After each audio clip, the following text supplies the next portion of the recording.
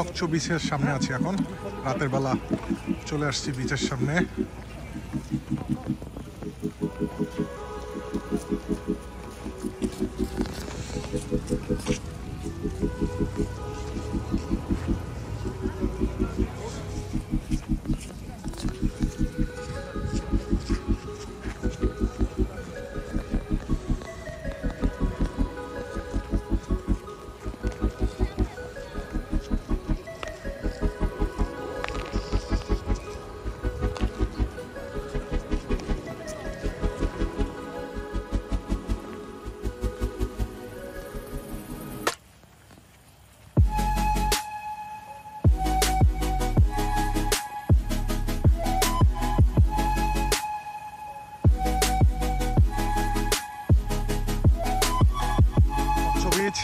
রাতের ভিউ, চলে আসছি সকচো বিচের ঠিক একদম মেইন পয়েন্টে।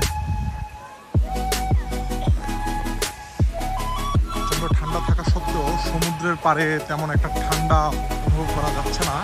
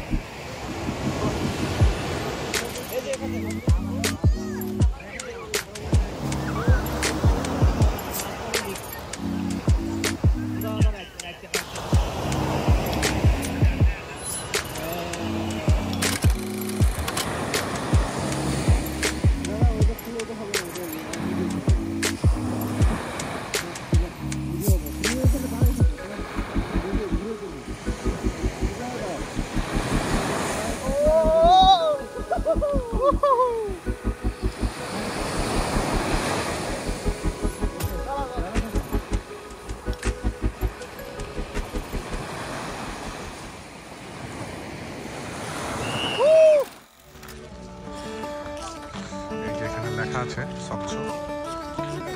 তো এটা দক্ষিণ কোরিয়ার একটা অন্যতম জনপ্রিয় সমুদ্র সৈকত। আর এইটার একটা ইতিহাস আছে। এটা আগে নর্থ কোরিয়ার দখলে ছিল প্রায় 1945 থেকে 1950 সাল অবধি। 1950-এর পর থেকে দক্ষিণ কোরিয়া আর্মি সৈন্যদলের যারা ছিল তারা পরবর্তীতে এটা দক্ষিণ কোরিয়া দখলে নিয়ে আসে। এখন এটা দক্ষিণ কোরিয়ার অধীনে আছে। ঠিক এই সমুদ্রের বিপরীত পাশেই আছে জাপান। এই সমুদ্র বিশাল, খুবই সুন্দর। সমুদ্রের পানিটাও খুব সুন্দর, পরিষ্কার। আর এই সমুদ্রে গরমের দিনে আসলে আরো খুব ভালো ফিল পাওয়া যায়।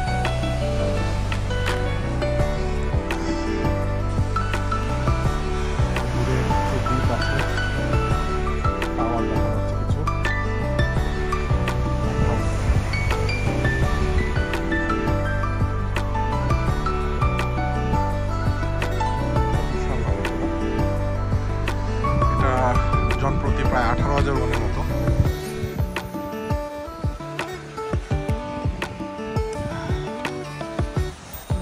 বিশাল বিশাল হোটেল মোটেল আছে পর্যটকদের জন্য।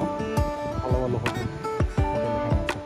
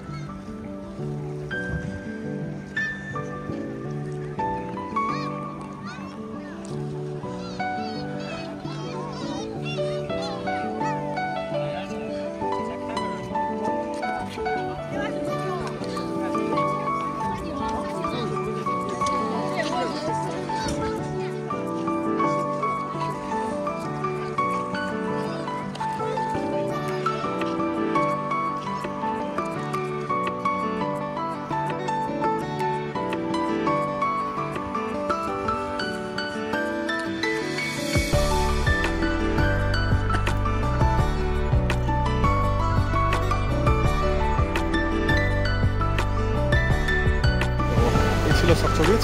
আমার সরাকসান ট্যুরের এটা একটা পার্ট ছিল। তো অনেকগুলো ভিডিও করেছি, অনেক স্পটে গিয়েছি।